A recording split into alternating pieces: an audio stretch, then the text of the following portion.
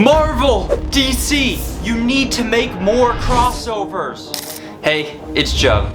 Marvel and DC are known for being the top two of the comic book industry, constantly competing to be the top dog. But back in the 90s and early 2000s, Marvel and DC shocked the world by actually teaming up for epic comic book crossovers like Marvel vs. DC and JLA Avengers.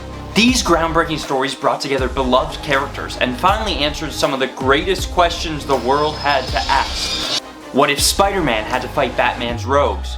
Who would win in a fight, Hulk or Superman? And wouldn't Jubilee and Robin make a good couple? Wait, were people even asking that one? But then the two comic behemoths went even further by creating their own meshed universe called the Amalgam universe. In this universe, characters from Marvel and DC would be combined into one to create this new amalgamation character like Darkclaw, a combination of Batman and Wolverine, or Spider-Boy, a combination of Spider-Man and Superboy. Not to be confused with Marvel's brand new Spider-Boy who just came out last year. All of this came at a period where, although Marvel might have been teetering on bankruptcy, superhero content in other media was at an all-time high.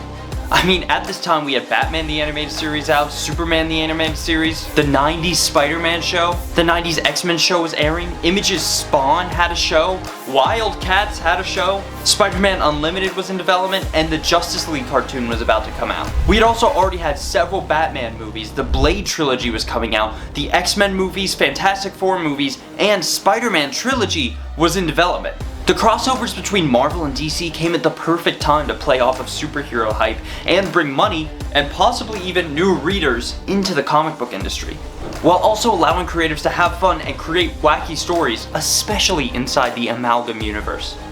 In the past decade, we've been in another period of superhero hype, especially with the MCU, Morbius, Spider-Verse, and a couple of the DC movies. However, it seems as though that time might be dying down soon, unless something can refresh the genre quickly. This would be the perfect time for Marvel and DC to strike. A crossover would not only allow them to play off of some of the remaining hype, but it would also allow them to garner a ton of media attention ahead of the relaunch of the DC Cinematic Universe and the new phase of Marvel leading up to Secret Wars, where there might be some awesome cameos. It would work even better if the crossover included some hype characters like Batman, Spider-Man, Iron Man, Morbius, as well as some upcoming characters people are hyped about like the Fantastic Four and X-Men.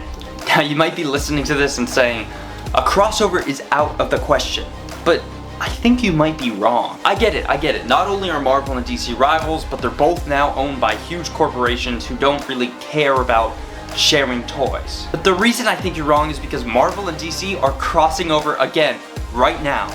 In a recent turn of events, it was announced that Marvel and DC will be reprinting and omnibusing some of their Marvel DC crossover events and amalgam books. And if you think that's it, hold your horses. For the omnibus, Jim Lee, President, Publisher, and Chief Creative Officer of DC Comics, has created a brand new cover of the amalgam characters. So it seems that at least the higher-ups at DC are on board. Also, remember how I mentioned the amalgam character Spider-Boy? Well, it seems Marvel and DC have recently worked out some trademarking issues because now there's a Spider-Boy in the main Marvel comics. So the two companies must have at least talked to work out some agreement. Finally, as James Gunn recently finished his time at Marvel with Guardians of the Galaxy 3 and stepped into his role fully as the Kevin Feige of DC, he's still expressed interest to work with and collaborate with people who work at Marvel. But what do you think? Should Marvel and DC crossover again?